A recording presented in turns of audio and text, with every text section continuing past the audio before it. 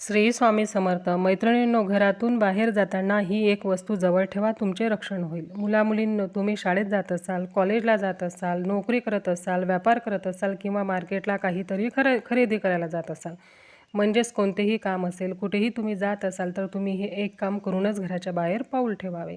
आणि ही एक गोष्ट तुमच्या खिशात, पुरुष असतील तर खिशात ठेवा, महिला असतील तर पॉकेटात, पर्समध्ये ठेवायचं आहे आणि मगच घरातून बाहेर पाऊल ठेवायचं. यानं तुमचं रक्षण होईल, तुमच्या अवतीभोवती सुरक्षा कवच तयार होईल आणि प्रत्येक संकटातून तुमचे रक्षण होईल. आपल्यासोबत बाहेर काय होईल हे कोणाला माहीत नसतं.